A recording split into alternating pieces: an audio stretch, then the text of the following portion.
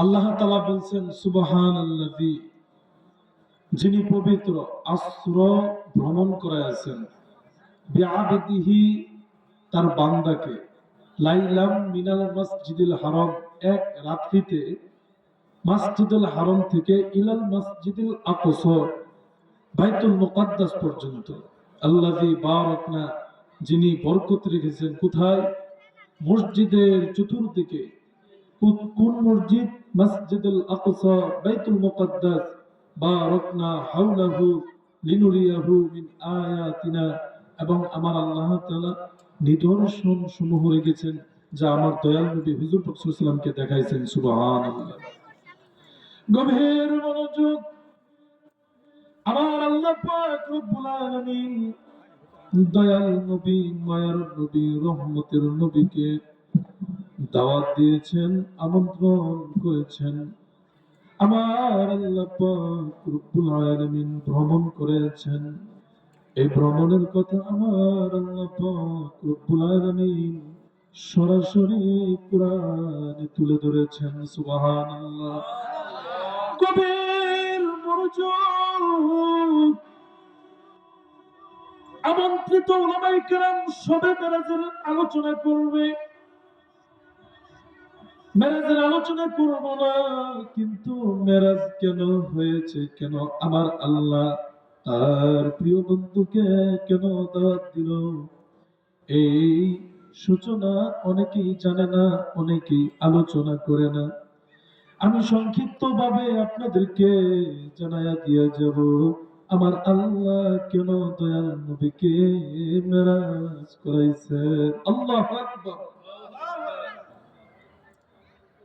মেরাজ দুই প্রকার, মনে রাখবেন। একটা হচ্ছে ইসরা, আরবি ভাষায়, কোরআনের ভাষায় আসর বলা হয়। আর একটা হচ্ছে মেরাজ।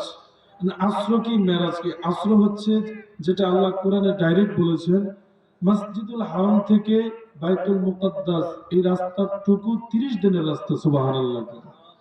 এই 30 দিনের রাস্তা জান্নাত থেকে আল্লাহ বুরাক পাঠাইছেন। বুরাকের মাধ্যমে জিবরাইল আলাইহিস সালামের সাথে আমার দয়াল নবী হুজুর পাক সাল্লাল্লাহু আলাইহি সাল্লাম মসজিদুল হারাম থেকে বাইতুল মুকাদ্দাস পর্যন্ত এইটুকু ভ্রমণ করাকে ইসরা বলা হয়। সুবহানাল্লাহ।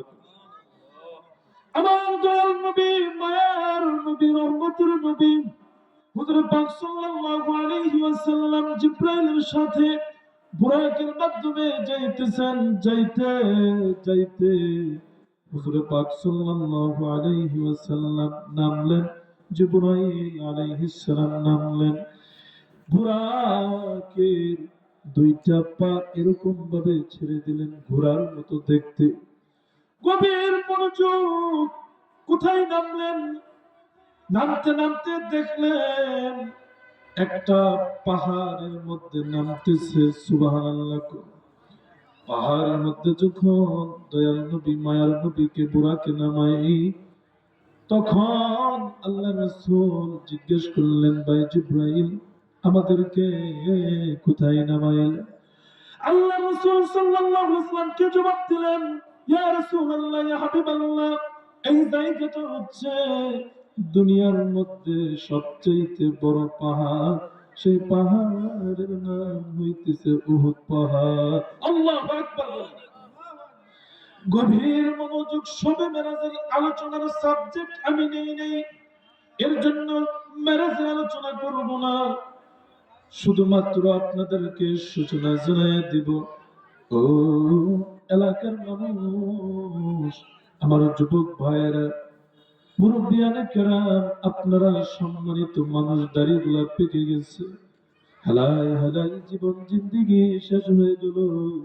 আর সময়টা নষ্ট করেন না।